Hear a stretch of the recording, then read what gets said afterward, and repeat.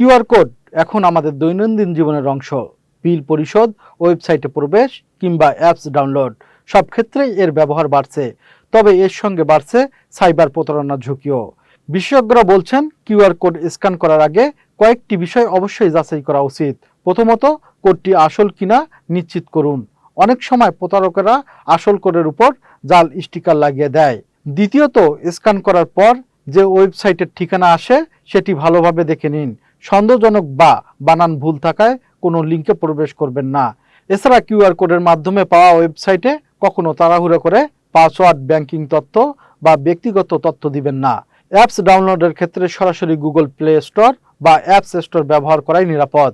সেই সাথে স্মার্টফোনের সফটওয়্যার নিয়মিত আপডেট রাখা এবং গুরুত্বপূর্ণ অ্যাকাউন্টে টু ফ্যাক্টর অথেন্টিকেশন চালু রাখার পরামর্শ দিয়েছে বিশেষজ্ঞরা।